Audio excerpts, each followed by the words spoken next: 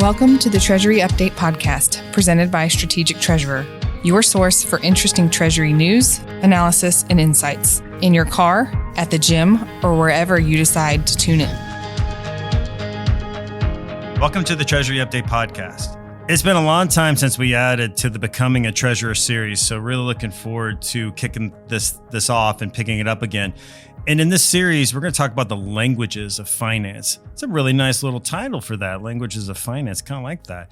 Particularly, we're going to get into FP&A, financial planning and analysis. With me today is Craig Jeffery, managing partner at Strategic Treasurer. Craig, glad to have you on.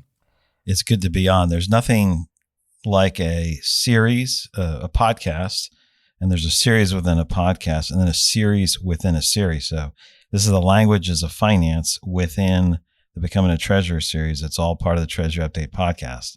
I love it. I think that's the best way to explain it, how it all works out. A series behind the series behind the series.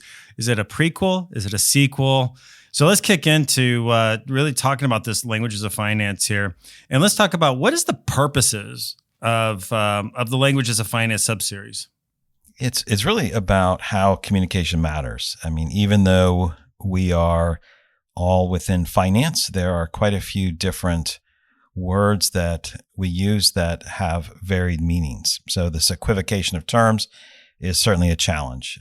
We can say the same word, it means something different to the other party. And particularly if we're in finance, there's an expectation that we're using the same terms in the same ways. And that's not the case. And so this is about how can we make our communication more effective. And I think that's, really when you think about communication is to ensure, right? You talk about, how is it interpreted? Are we having the same level of speaking? And I'm sure there's, again, just like there's different dialects, but you're all going to make sure that you're on the same page, right? So how is the languages of FP&A different from Treasury? Well, Treasury's right and no. No, I mean, some of the language differences between FP&A and Treasury emerge from their basic orientation. FP&A, financial planning and analysis, is a discipline that is heavily weighted towards income. It's focused on detecting and determining what the income will be over time. So it's a projection of income primarily, right? They'll do some projections on the balance sheet side, but their orientation is income. Treasury's orientation primarily is on the balance sheet. It's about liquidity, cash, working capital. So there's two different orientations for those disciplines. Both have a forward look, but there's a slight difference in that one's looking for income and one's looking for balances of certain assets, particularly liquid assets. So that's probably the biggest source of those differences. The other is, when we look at forecasting, it flows out of that foundation, right? When someone's doing a forecast for FP&A, they're looking at larger buckets of time, larger groups of time, and they're projecting income. It's an income forecast, whereas oftentimes any type of projection or mapping into the future, what Treasury does, it's looking at what does our balance sheet look like? What should it look like in the future to support the business? So balance sheet versus income statement is a real common difference between what people use. They use the same words like forecast or model. Those things are similar, but there's a different focus as you go forward. Treasury cares much more about what the balance sheet will look like, and FP&A cares a lot more about the income statement. But it also seems like you got to kind of have both, right? It almost seems like, both are going to be very important from a financial structure, right? And ensuring that as they have, conversations and work together within the same department necessarily, because it's the financial pieces, right? Those two components are obviously vital. You want to know about the balance sheet, and you have your expertise into one area to, someone has expertise in another area. That's a good way of looking at it. Both are different disciplines, and while there's some similarities, those differences are vital. When you look at FP&A, why are they looking at the income as things go forward? What their plan is, they're trying to make sure that the organization can throw off and generate enough income to satisfy the investors or to reroute the spend into areas that are going to generate appropriate returns. And so it's a very effective way to prioritize capital spend and focus of an organization. Vital aspect of the finance group. Treasury has to make sure that there's enough liquidity in the short term and the long term. So whether it's short-term liquidity planning or balance sheet planning that they're looking at the future, you have to have that liquidity. you can't just say I'm going to do one and not the other. It can't work without doing both of those. And so both, like you said, are very much needed. There's a different purpose for them. There's certainly some overlap, but that's a good point you brought up. So now looking at it as just like any other languages, right? And sometimes languages, if you have a misinterpretation of something, it can lead to something, unfavorable. So let's kind of talk about in these two aspects. We talk about the FP&A and Treasury. So what are the problems with misunderstanding each other?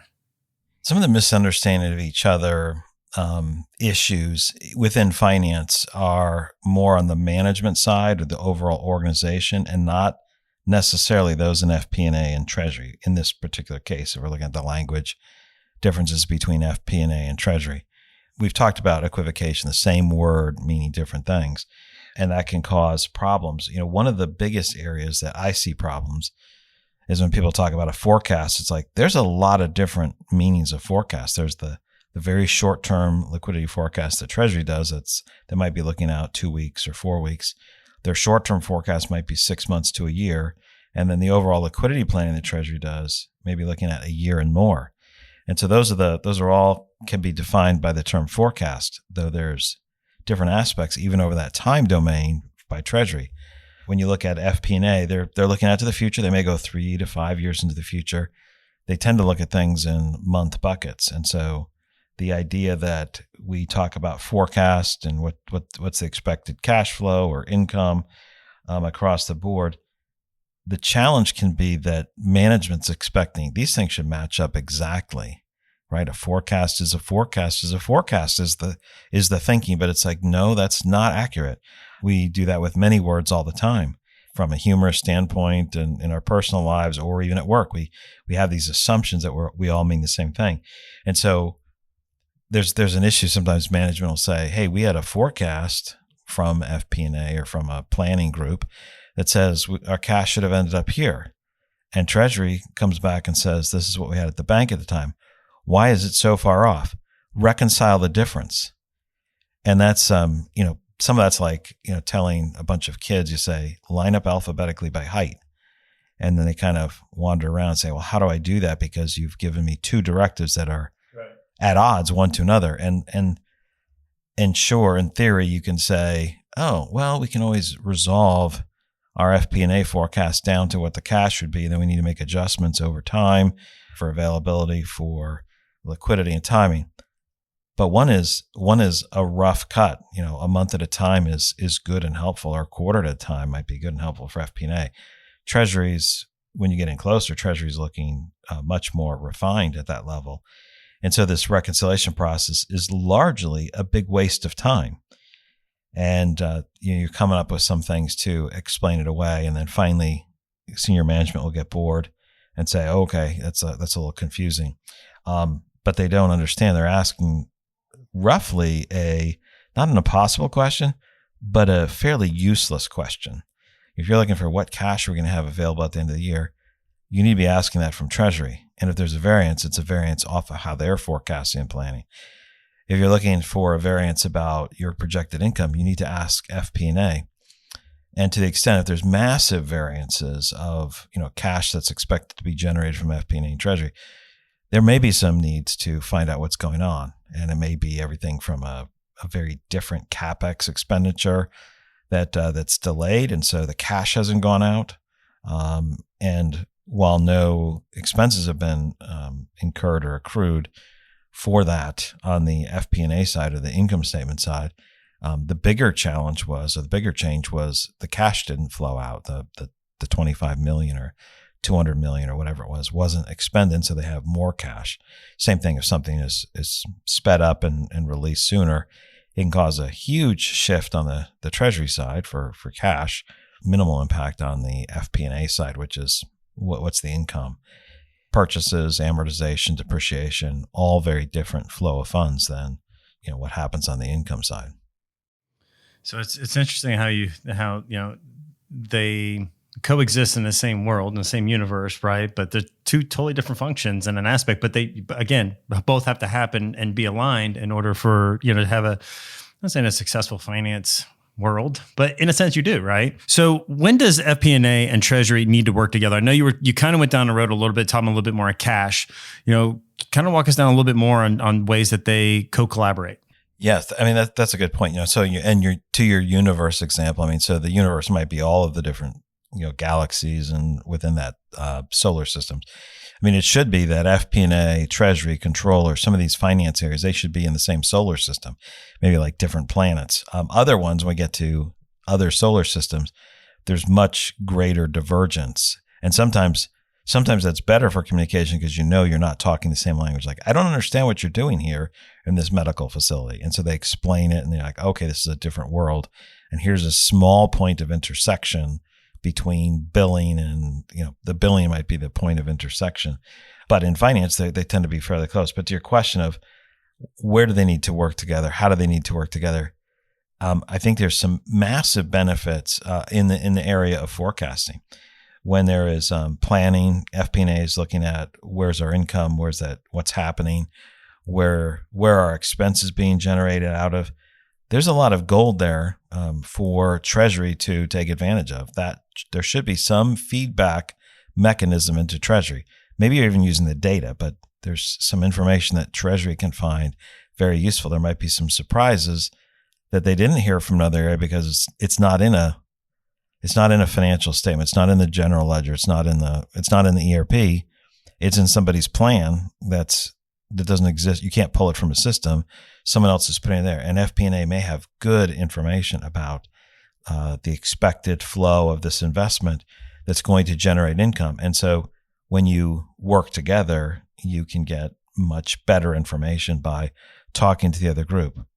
Conversely, Treasury understands the actual cash flows for all the legacy business areas. They may have good experience about tax payments, other issues that are not seen as material to the forecasting of income statements because the cash flow is different. And for them to have some visibility to how Treasury's plotting those can give them a sense of, oh, here's what we're expecting from income, but we smoothed everything over for our expenses or disbursements, and that's not the case, in reality, in the real world. So for those who may not be focused on finance, the idea of if you have a mortgage, and you have an escrow account, like you have an insurance payment, and you've got, I don't know what the big ones are here, but let's say insurance is once a year, and taxes may be another payment once a year.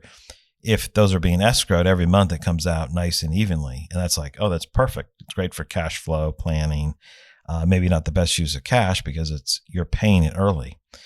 And that's what it looks like to, the FP&A world. It's like things tend to be smooth because those are treated as expenses on a monthly basis. From a cash flow perspective, when those are dispersed, they're dispersed all at once. And so while there's a smoothing because you're paying the bank or whoever holds your mortgage, you're paying them every month, the disbursements are very uneven. And so I think both of those can really help. And they help from a capital planning standpoint. Treasury needs to know what those elements are, make sure they don't miss anything. And that's a big benefit on the Treasury side. So forecasting, capital planning, those are good areas. So the other fact is that if you are talking to someone else who's forecasting and they have changes, just that dialogue, even though it's done for a different purpose, that dialogue about here's changes, here's expectations, that matters because that can inform the other's thinking, especially if they're saying, oh, our profitability is going to go down. Why is it going to go down? Well, X, Y, and Z are happening, and Treasury can factor that in. Same thing with Treasury. They can say these things are slowing up, they're changing, they're altering. Is there a feedback loop the other way? So this discussion with two disciplines that look at the future, there's a way to find some way to bridge some of these gaps. So it's well worth the time to be talking to one another at least every quarter, and oftentimes more frequently would be useful too. So I think some hidden nuggets here is develop some friendships, right? Get to know people within the space that can help you understand your role better, but also too as well from a financial perspective, a company health check, things of that nature. Having that camaraderie of knowing the players and gaining intel, right? I mean, that's the big thing. I mean, you're going to share things that are both going to be beneficial to both parties. So really be nice, be kind, get some friends and have some good water cooler talk there. So, well, Craig, thank you so much for joining today on this episode of Becoming a Treasurer. I think we definitely picked up some really good tidbits out of this episode here. So I really do appreciate your time. And for our listeners, thank you so much. And we hope you join for our next episode as we get into talking a little bit more about controllers. I know we talked, I think we mentioned controller once in this episode. So looking forward to kind of diving into that language of finance as well. You've reached the end of another episode of the Treasury Update podcast. Be sure to follow Strategic Treasurer on LinkedIn. Just search for Strategic Treasurer. This podcast is provided for informational purposes only, and statements made by Strategic Treasurer LLC on this podcast are not intended as legal, business, consulting, or tax advice. For more information, visit and bookmark strategictreasurer.com.